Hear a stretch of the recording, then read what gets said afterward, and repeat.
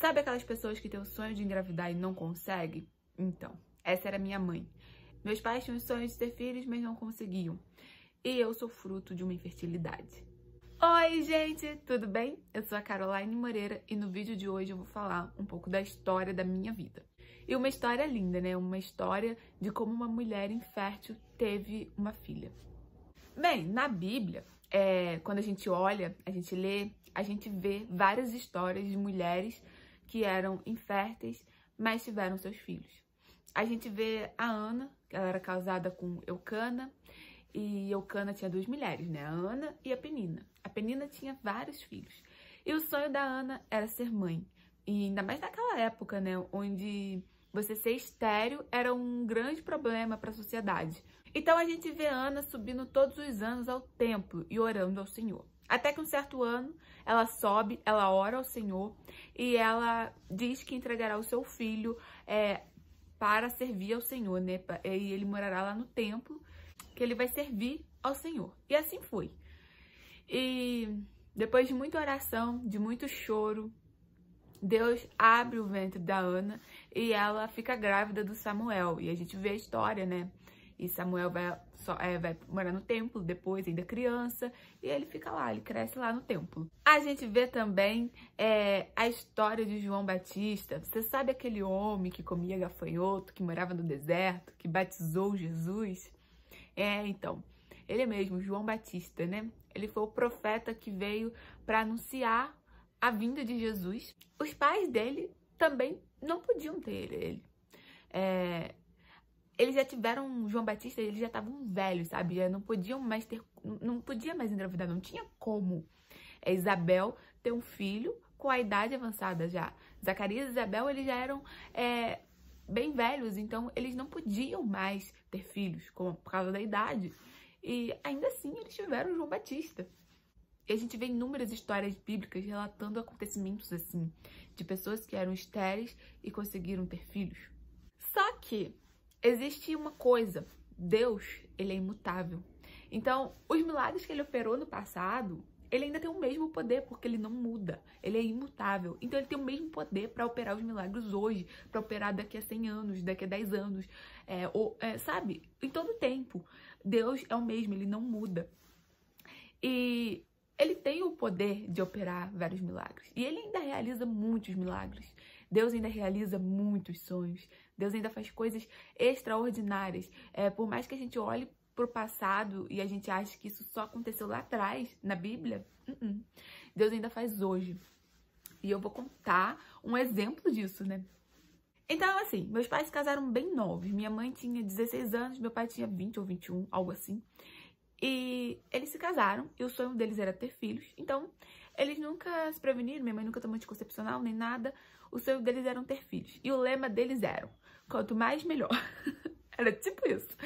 E então, aconteceu que o tempo foi passando e a minha mãe não conseguia engravidar. Então, quando ela tinha 5 anos de casada, ela conseguiu adotar a minha irmã. Antes disso, eles já tinham tentado adotar outras crianças e tal, mas acabou não dando certo. E eles conseguiram adotar minha irmã. E a minha mãe foi no hospital, junto com a minha tia, buscar a minha irmã, né? Que ela nasceu e tal. A minha mãe foi lá buscar, como eles haviam combinado lá, né? E aí minha mãe foi, buscou minha irmã, levou pra casa. E assim foi. Minha irmã foi crescendo, o tempo foi passando. Hoje a minha irmã, ela é casada, ela tem 2 filhos, eu tenho 2 sobrinhos lindos. Eu tenho um sobrinho de 11 anos e tenho um outro que acabou de fazer 1 aninho, fez 1 aninho semana passada. Ah, ele é lindo, gente. Então, voltando, né? Quando a minha irmã tinha 11 anos, isso foi em 1998, né? 1998. Minha irmã já tava com 11 anos. Olha o quanto tempo que já tinha passado, né? A minha mãe já tava com 34 anos. E 21 anos atrás, você ter um filho com 34 anos, era meio perigoso, sabe? Hoje já não é, mas há 21 anos atrás, assim, né? Era meio complicado ainda. Minha mãe já tava com 16 anos de casada, né? E nunca tinha engravidado. Nunca. E aí, aconteceu o seguinte, a minha mãe começou com uma dor no pé, uma dor no tornozelo, algo assim, uma dor muito forte. E ela procurou um médico, né? Ela foi no clínico geral pra poder pra poder tratar aquilo ali, pra poder tomar um remédio, pra melhorar, porque tava com muita dor. Aí ela foi, né, no médico, e eu acho que eles desconfiavam lá que era tipo podia ser um reumatismo, algo assim, sabe? E aí o médico falou assim, olha, eu vou pedir uns exames então pra gente ver. E eu vou pedir também um exame de teste de gravidez, porque se você estiver grávida, eu não posso te dar o remédio que eu tô pensando em te dar. E aí minha mãe falou assim, não, mas eu não tô grávida não. Aí tá, o médico passou os exames e tal, minha mãe foi, fez, levou pra ele. E aí minha mãe conta, né, que o médico foi pra lá, botou o óculos mais assim e tal. Foi lá pra debaixo da janela, pra enxergar melhor, na claridade, né? E ficou olhando, né? Foi olhando e tal. E o médico ficou rindo. A minha mãe conta, né, que ela tava pensando assim, nossa, mas eu tô aqui morrendo de dor e o médico tá rindo. O que tá pensando? Aí, tá bom, né? O médico vem de lá rindo e fala, olha, você não tem nada. A única coisa que você tem é um bebê na barriga. E minha mãe conta que a reação dela foi de muita surpresa, porque ela não esperava, sabe? Ela estava muito bem resolvida. Ela já tinha realizado o sonho dela de ser mãe. E ela estava muito bem resolvida com isso. Então, ela não passava na cabeça dela. E aí, ela, hã? O que, doutor? A reação dela foi isso. Tipo assim, eu tô grávida. Aí o médico falou assim, tá, mas por que você não queria? A minha mãe, não é isso. E tal, né? Ficou ali. Aí minha mãe pegou aquele exame, levou pra ginecologista dela. E aí chegou lá, a ginecologista dela falou assim, olha, Marta é minha mãe, né? Eu não acredito nesse exame.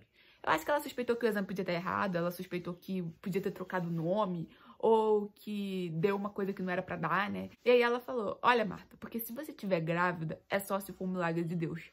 Porque eu nunca vi uma mulher que não ovula engravidar. E ela pediu outros exames da minha mãe e tal. Minha mãe foi, fez outro exame de sangue e tal. E aí, tava dando que ela tava grávida, né? E assim, a minha mãe estava grávida. Agora vamos, cientificamente falando. Uma pessoa para ficar grávida, ela precisa do óvulo e do esperma. Junto forma um embrião, né? Forma um bebê. Agora, uma pessoa que não ovula, tem como engravidar sem o óvulo? Não tem. Cientificamente falando, isso é impossível. Não tem como você ter um bebê sem um óvulo. Não dá. Não tem como. Então, cientificamente, isso é impossível, sabe? E essa história, ela não mexia comigo, sabe? Eu cresci sempre ouvindo ela e meio que banalizando, meio que sem querer, sabe? Naturalmente. Eu fui banalizando ela, infelizmente. Só que, ultimamente, ela tem mexido muito comigo, sabe? Ela tem me mostrado muitas coisas. Deus tem se revelado muito pra mim através dessa história, desse testemunho. Eu só tenho visto o quanto Deus é perfeito demais, sabe? Então, eu nasci num cenário onde não havia vida. Eu sou fruto de uma infertilidade, onde não havia esperança de ter vida. Deus fez brotar a vida. Deus deu a vida, porque Ele é Deus do impossível. Ele faz o que a ciência não entende. Ele faz além do que a ciência, né, determina que é verdade. Ele vai muito além. Ele faz o impossível. Ele tem todo o poder na mão dele. Ele faz tudo o que ele quer, do jeito que ele quer, da forma que ele quer. E ele age em situações que a gente acha que não tem saída, que não tem possibilidade. Deus tá lá, realizando o impossível, sabe? Então, cientificamente falando, não era pra eu estar aqui, não era pra eu ter vida, não era pra eu estar aqui, não era. Mas Deus, Ele agiu, sabe? Ele fez o que era impossível, Ele fez. Ele trabalhou de uma forma, assim, perfeita, né? E eu nasci, né? No meio do cenário onde não havia vida, no meio do cenário impossível de ter vida, Deus me fez nascer, sabe? Porque Ele é a vida, Ele é a fonte da vida. E se Ele quiser, Ele faz e pronto, acabou. Não tem essa, sabe? Ele faz o que Ele quer. E toda essa história, ela me fez querer viver a vida da melhor forma possível. Ela tá me tornando, sabe? Uma nova Carol. eu estou no processo de transformação de vida, onde muitas coisas já mudaram, e onde eu tô querendo ser a minha melhor versão, querendo ser a melhor pessoa que eu puder ser, querendo ser a melhor Caroline que eu conseguir ser. Toda essa história me fez querer correr muito mais atrás dos meus sonhos, atrás dos meus objetivos, da minha melhor versão. Porque eu passei a olhar a vida como uma oportunidade e não como mais um dia, sabe? Eu tô vendo cada dia como mais uma chance, como mais uma oportunidade de viver, como mais uma oportunidade de fazer diferente, como mais uma oportunidade de realizar meus sonhos, de ser feliz, de cumprir meu objetivo, cumprir meu propósito. E essa história, ela me transforma e me retransforma todos os dias nos últimos tempos. Em cima desse tema, em cima de toda essa história, eu quero trazer uma palavra, né, pra você que talvez você esteja aí em processo de ansiedade, num processo de depressão, ou até você não tá depressivo, você não tá com ansiedade, mas você tá passando por um momento complicado, um momento difícil. Eu quero que você entenda que os momentos difíceis, esses momentos assim, eles acontecem na vida de todo mundo. Todo mundo, sabe? E o negócio tá na forma que a gente olha pra isso. A gente olha pra toda a história e a gente tem esperança de sair, a gente tem a fé de que com a ajuda de Deus a gente consegue sair dali. Ou a gente fica olhando a história, a gente fica se lamentando e a gente fica tipo, por que que eu estou aqui? Por que que isso tá acontecendo? E meio que se detém naquilo ali, né? Meio que cai naquilo ali e fica ali se remoendo e se entrega àqueles problemas, se entrega àquela tristeza e não tem vontade de sair, não tem vontade de mudar, não tem vontade de fazer diferente. Tem vontade de ficar ali. O negócio a gente tem que olhar de fora. A gente tem que ver que Deus continua sendo o mesmo.